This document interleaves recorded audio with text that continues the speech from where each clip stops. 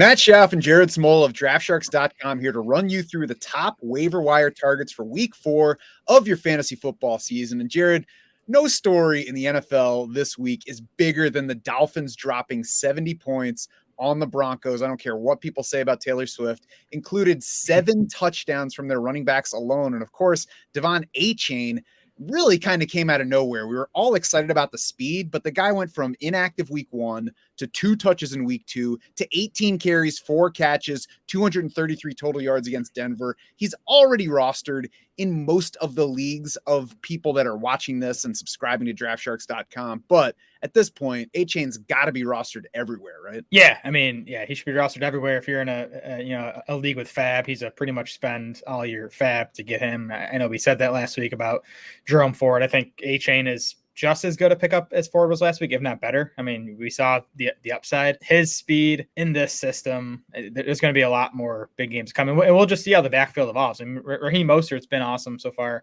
this season in his own right. Jeff Wilson's going to be back at some point, we think. But, I mean, what Achane showed this past week, I mean, you can't go away from that. He definitely belongs on a roster everywhere. He will. I mean, he's going to be in starting lineups everywhere next week because everybody will be scared to miss out on whatever's next. I will say that there is still plenty of potential for Achane and Raheem Mostert and eventually Jeff Wilson to frustrate you going forward, because this is not going to be a backfield where we know exactly how the touches are going to get distributed. We'll never get another game like this one where they score 70 points and every touch ends up in the end zone. But the game showed the ultimate upside of this offense, that anybody in it can score. They targeted these guys for their speed. So I certainly agree Achane should be rostered everywhere. I'm curious to see where things go, to see just how startable he is week to week now that we have this extreme to one end example to start things off. Yeah, for sure. Achane out-carried Mostert, though, in that game when the game was within 3 scores before it got out of hand, and they ended up bringing in Chris Brooks as well. I mean, I've never seen an NFL game like that. So it's tough to know exactly what to take away from it. But, I mean, we know about Achane's speed, and you just want – I mean, the Dolphins are this year's offense where you just want any piece of it. As long as Tua stays healthy, you just want to be starting Dolphins. Yeah, when in doubt, you start the speedy guy that has Mike McDaniel calling plays for him. I will say it's also a good time to go ahead and stash Jeff Wilson Jr. because nobody's going to be targeting him after he was the only Dolphin that didn't score a touchdown because he's not playing yet. He's on IR right now. As far as we know, he should be back in week 5. We'll see. If you stash him now and he's not, and he's never anything, then you drop him for something else, and it's no big deal. Tank Dell was also a big story coming out of week 3. The guy now, another fellow rookie, has played 3 NFL games so far. The first had him as wide receiver 4 for Houston because Noah Brown was a starter with Nico Collins and Robert Woods. Brown hit IR after that game. Now Dell has led the team in targets in each of the past 2 weeks, Jared.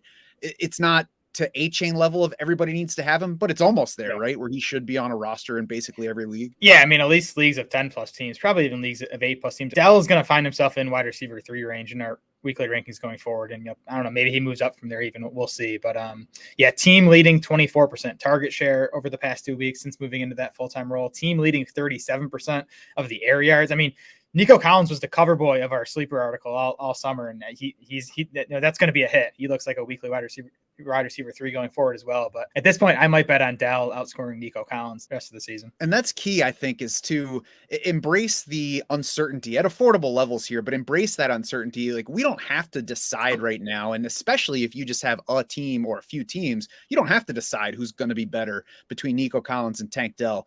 The fact that none of us really knows, that nobody here is established and proven, adds upside to both of them. And you don't have to pay a whole lot to get Tank Dell if he's available on your waivers. I mean, you have to pay more than you would have a week or 2 ago, but you're still paying relatively less than if you tried to trade for Nico Collins, for example. So go ahead, grab Tank Dell. You very well might have a wide receiver 3 level starter with wide receiver 2 upside going forward this season. Yeah. Those 2 guys, Achane and Tank Dell, lead off our week 4 waiver wire article, but we know that they're already rostered in many leagues. So we dig much deeper than that. We've got options for typical 12-team leagues. We've got options for deep leagues. We've got super flex pickups this week. We've even got a deep stash with the potential to turn into something down the road if you're patient with him. We call that grab this guy. And that there's one of those in every single article every week throughout the year. So check out DraftSharks.com for our deep waiver wire pickups article. We got someone for your league.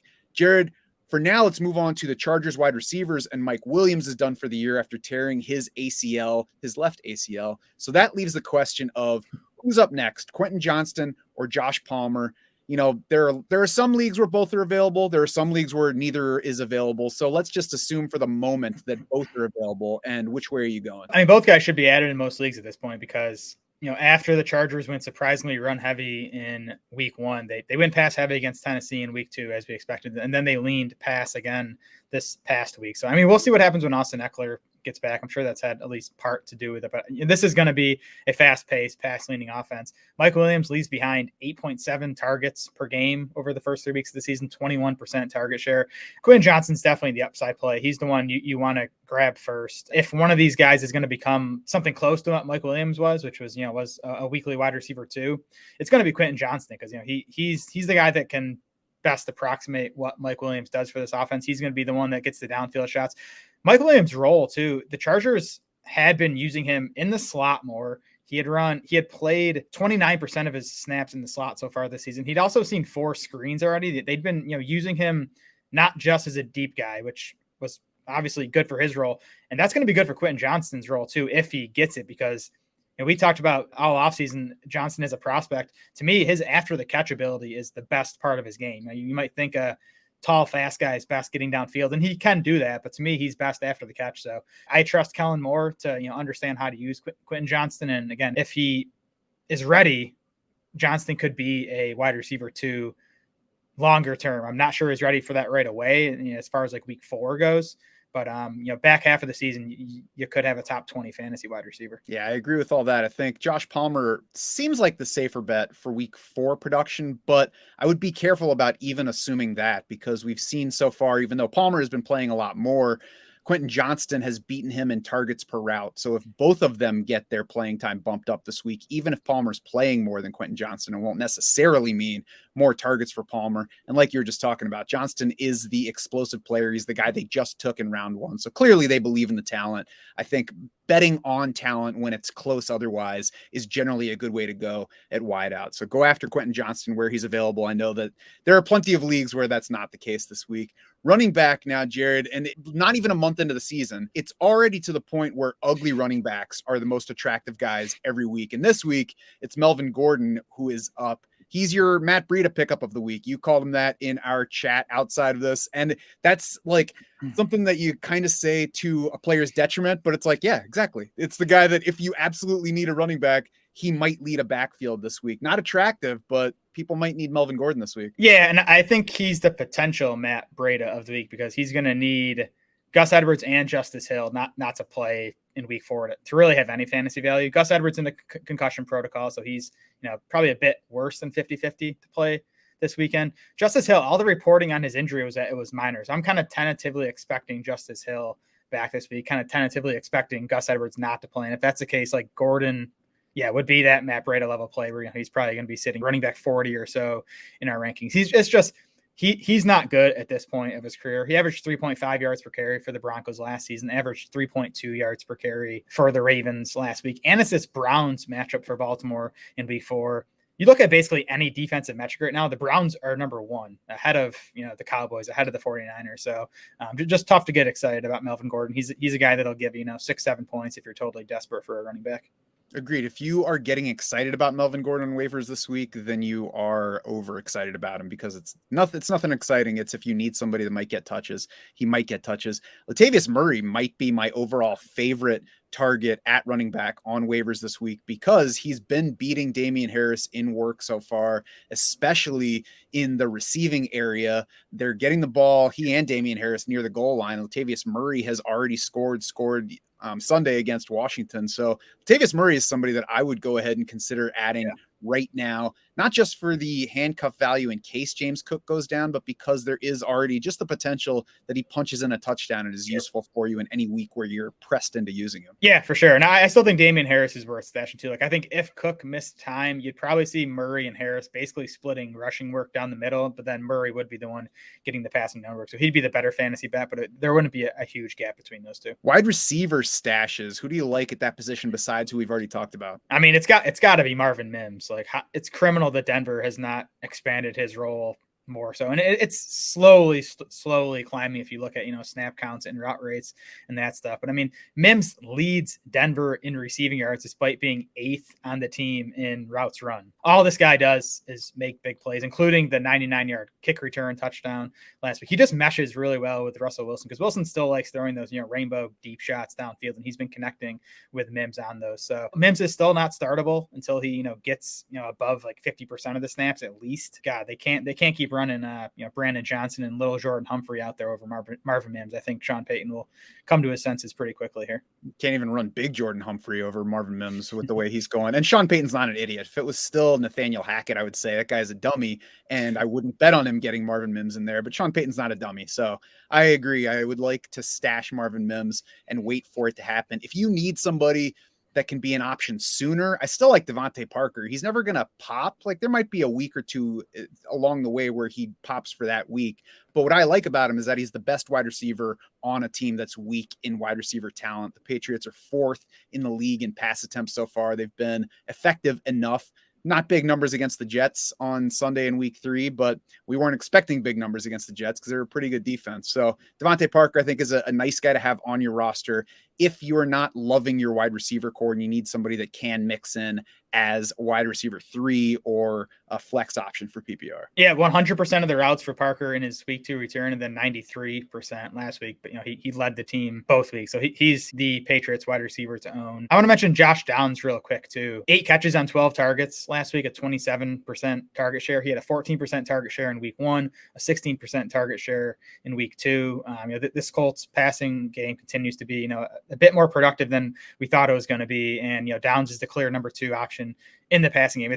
There's not going to be a big upside because his ADOT is very low, and he's just not a big play guy in general. But especially in PPR leagues, if you're looking for someone that can give you 4, 5, 6 catches a week, I think Downs is someone worth grabbing. Sad for Alec Pierce, who seems like he should line up well with Anthony Richardson's deep ball. But yeah, it looks like Josh Downs is the number 2 option there. And then rounding things up with somebody else in the division, but a team we already talked about, CJ Stroud. I think that he jumps out as an option if you're looking for a week 4 streamer at QB. And it's not a great week for streamers if you look at guys who are just not rostered by that many teams. But I think CJ Stroud, you wouldn't have guessed going in that he might be a streamer for a matchup with Pittsburgh. I think he's that, and I think there's the potential that he can help you beyond that. What do you think of CJ Stroud? I'm like all in on Stroud long term, like just what he's shown already behind what is just incredibly banged up and just poor performing offensive line right now. So I'm even more excited to see what Stroud can do when he has better pass protection. I worry about that this week against the Steelers. I think that's just a major mismatch there, pass rush against this Texans O-line. But Pittsburgh's pass defense is beatable if Stroud has time. We've talked about the weapons. Tank Dell, Nico Collins, Robert Woods is off to a pretty productive start, and then just the Texans continuing to lean pass. They're still above average in terms of pass rate over expected. So there's definitely a lot to like with CJ Stroud. I'm a little gun shy to use him this week. I was looking at his schedule this morning. He gets Tennessee in weeks 15 and 17. So, 2 weeks of the fantasy playoffs, one of the best passing matchups. So Stroud should definitely be rostered if you don't have like a locked in quarterback starter. Yeah. When I say streamer, I don't mean go pick up CJ Stroud and start him over that guy that you started the first 3 weeks. But if you're hard up for whatever reason and looking for somebody this week, I think that there's upside, certainly some risk, but also upside because Pittsburgh is much weaker in the secondary than it is in that pass rush. So if he can hold up against that and get the ball out, then should be in decent shape. After Pittsburgh, they're at Atlanta. So we'll see about those 2 games. And then there's a home game against New Orleans in week 6 that looks like a negative matchup so far. We'll see by that particular week ahead of a week 7 bye. And then we'll see beyond that. Maybe CJ Stroud is somebody that we hold on our rosters until that terrific playoff schedule. Of course, the free agent finder is going to be your ultimate tool for working the waiver wire. It syncs directly with your league, so you know exactly who is available to you, gives you multiple sorting options, so you can look at the options by whatever measure you choose, compare the available players with your current roster to see exactly who we'd recommend dropping to pick up that guy that you need. If you haven't done so already, become a DS Insider to access the free agent finder and the rest of our powerful tools that are always there ready to help you win your season.